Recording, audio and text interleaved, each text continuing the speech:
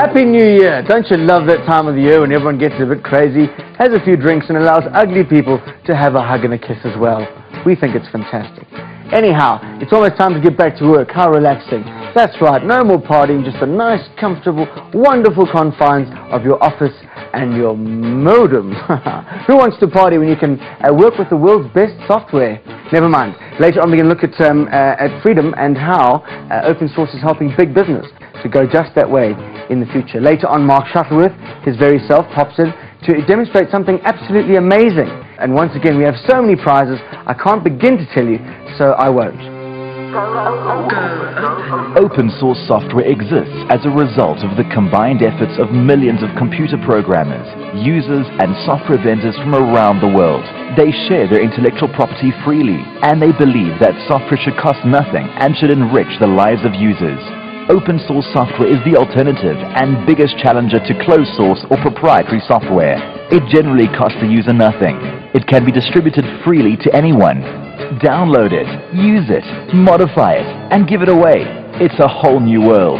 Open source is the future of computing. Now imagine if all the computers in the world got together, and imagine they worked together, and imagine all the hard drives booting up the same, and then John Lennon and a bit of a crash.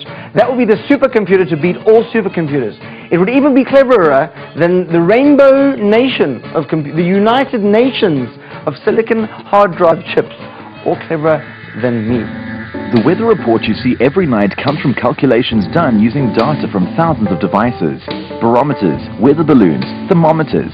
In the old days, all of this data was plotted manually to allow meteorologists to spot trends. But systems were slow, and because of the volume of information, not all details could be taken into account.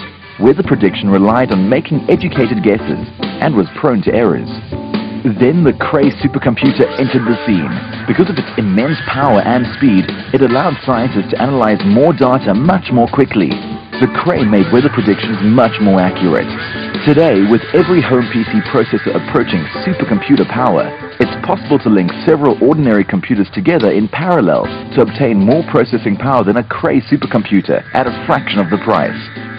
This is a field called distributed or grid computing, and it's being used in everything from weather prediction to genetics to medical research. Professor Lex Holt of the Wits University School of Computer Science is a specialist in large-scale system configuration. The thing that revolutionized it, I guess, is A, the internet, and B, the fact that now even your own humble computer used for word processing is powerful enough to do some serious computational work. Now, if distributed computing uses a whole network of dedicated computers all linked together, the internet opens up new opportunities for linking those computers.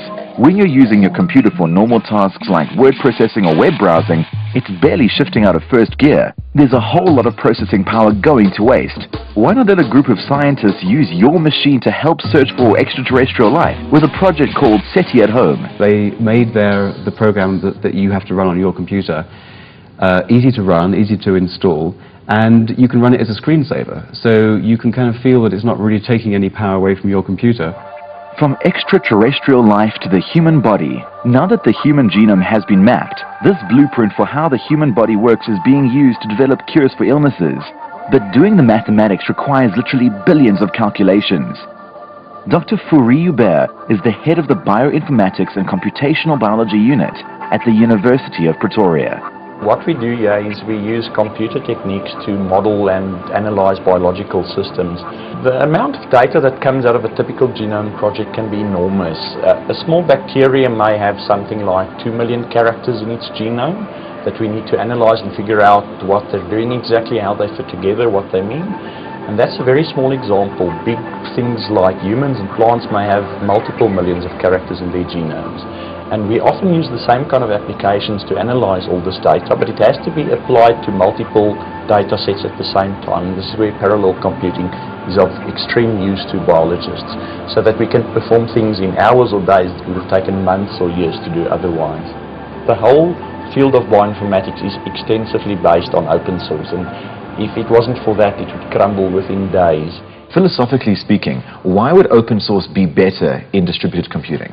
It's better from a security point of view to have code that everyone can look at. The second thing is accessibility. There are large parts of the world, many communities, that simply can't afford the software investment required to run most closed source programs. And the third thing is modifiability. The great thing about open source is you can make your own changes. But it's not just super scientists benefiting from distributed computing. In the very near future, when common household objects have computers on board, distributed computing will be used to allow devices to communicate intelligently with each other. Imagine this gadget talking to this gadget, talking to this gadget, talking to this gadget, talking to this gadget, talking to all of it. Great idea. No wasting spare processor cycles that are lying around doing nothing. Lazy computer, get back to work. Every week we meet the big guns, and no guns come bigger than Bruce Perrins. He's a project leader at Debian. He was the author of the open source definition, and also the founder of the Open Source Initiative. I can't believe how many things he's done. His business card must make some small circus horses blush. Let's start simply. What is the definition of open source? Well, open source is not just source code. That's the most important point. It is both a program with source code that you can modify and a set of rights that come along with that program. And without the rights, the source code is useless. These include the right to use, modify, redistribute the software.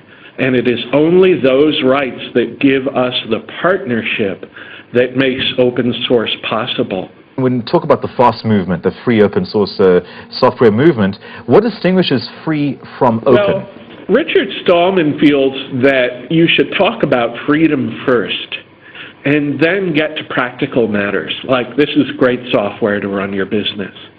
The open source movement is sort of the opposite, but we get to the same place. We say, let's give business people great software that helps them do their work, helps them save money to spend on things that are important to them, gives them the freedom to run their business the way they like, and then as they get deeper into this software, they will understand that there are freedoms that are important that make this possible, and they will come to accept what Richard Stallman has to say. Proprietary software. Is it just well marketed? Because in many ways people say open source is more cost effective, it's better for your business, it can be customizable, and better support. Why do people still go for proprietary software? I submit that open source works better because it doesn't have the huge overheads of the retail paradigm. It does not have the risk of the contract paradigm. When you do something under contract, or even with your own employee, but only for yourself, you have the burden of all of the cost and all of the risk of that development. So why not go open source with your non-differentiating software? And then you share the risk and the cost with other people. Even your worst competitor can be your partner on that software because it's non-differentiating. Thanks once again, and have a great day. All right. Right, here's a couple of things we should chat about. First of all, DVDs. So many people have asked us for those the episodes. Well, 3 people, my mum, her single friend Flo, and her brother-in-law who's in prison currently, but I don't want to talk about that. It will be available from our website, www.goopensource.org, at the end of the series. It's all 13. It will be available in about 7 weeks' time, so that's quite exciting. And coming up next, Tiger Brands goes open source, and Mark Shuttleworth gives us an intro into a little-known but really rather useful drawing program. Ooh.